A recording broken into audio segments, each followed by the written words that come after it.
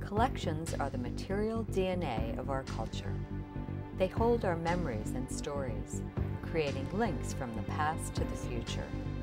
At core, we are our collections, and our collections speak to the stories we can tell. Just about every piece of ephemera has some sort of story that's worthy of being preserved. Our national history is made up by all these little local histories, and all the events that happen, they all get weaved together to form our national experience.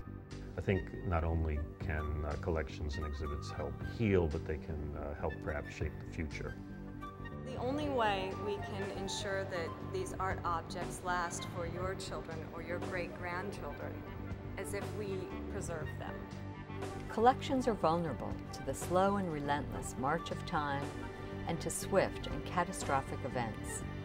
The 2005 report, A Public Trust at Risk, revealed that the majority of our collections are in serious danger and in urgent need of conservation treatment. Conservation is a growing field of study and uses high-tech scientific methods to breathe new life into objects. Connecting to Collections is a major initiative launched by the Institute of Museum and Library Services and Heritage Preservation to bring attention to our nation's collections. It is called open storage or visible storage, and the idea is that it's a peek behind the scenes to show you in a beautiful way how we store objects to make them accessible.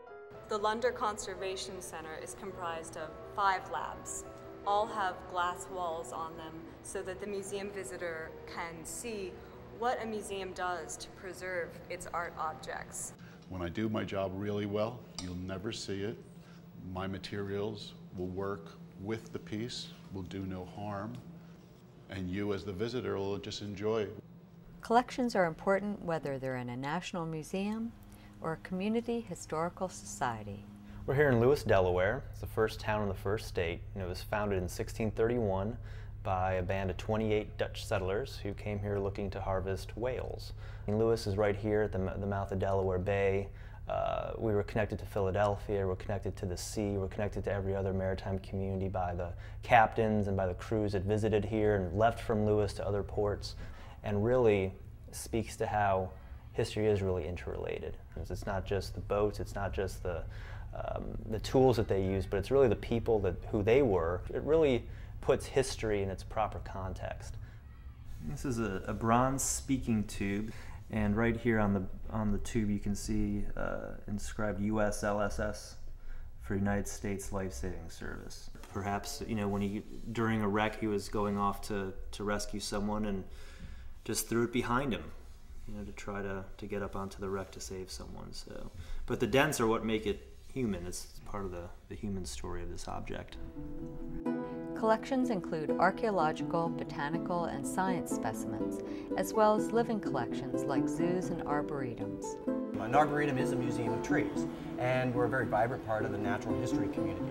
We're sited in an Olmsted-designed park, so it's an amenity collection, but the backbone, the foundations, and the plants, the palette, is a research collection, and they blend in very well. So it's a great hybrid in that sense. Every plant has a story. If that individual is 100 years old and maybe is reaching the end of its lifespan, we can take cuttings and replicate it, and so we technically don't lose that lineage. We'll go to Davidia. You can see, you know, it was checked 1933. You can see who checked it all the way through its whole history. So it's had a long history. Living collections are resilient, like culture itself. But emergency planning is the only way to safeguard against a disaster such as Hurricane Katrina. That whole piece was lifted up by the wind and blown all the way down the street and gently put down into the water so nothing was scratched. We were very lucky as far as our collection goes in terms of major damage. But we did have an overall problem with elevated humidity levels. And a lot of the period frames that we have in the collection are either plaster or they're gesso and then gilded. And so we've had a lot more flaking, pieces falling off, small pieces, sometimes large pieces, and separation. Conservation is essential. I mean, obviously curators and collectors want to go out and find the object. But then the responsibility of the museum is the care of the object to keep it for future generations. We We are a history museum, but the point is to try to make history relevant to people's lives. There are lots of studies out there, I've done them, other museums have done them, that show people want to see the real thing. That's one of the reasons why we're mounting a major exhibit on Hurricane Katrina, to document it and to interpret it. This is a helicopter lift basket that was used by the Coast Guard in this area to rescue people. When you see it in person, you realize how small, in fact, they are. We consider one of the more important artifacts we've collected so far related to the hurricanes of 2005. On April 30th, 2007, the Georgetown Public Library in Washington, D.C. caught fire. The quick response of firefighters and library staff averted what could have been a total disaster. If there was going to be things to be saved, we had to act quickly. The quickest way to stop mold growth or damage from excessive moisture is going to be to freeze the documents as soon as possible. And we ordered a freezer truck. Within 24 hours of the fire, we were already removing paper-based materials, and that's why we have such a great recovery. The Peabody Room was really a museum of Georgetown's history. We not only had books, photographs, maps, but we had these three-dimensional objects which were donated to the collection. This was owned by Alexander Baron de Bodisco, who was the Russian minister to the United States in the 1840s. Here is a wooden sign on Bell Street. This was located on the corner of 28th Street and O Street, which was originally named Bell.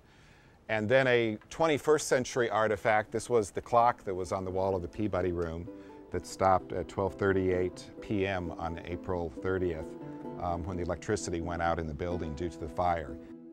Every one of these individual pieces represent a puzzle that makes a huge picture that when they're all brought together, it's going to tell the story of that community. The nation's collections belong to all of us, and you can make a difference. Connect to your collections and support conservation in your community.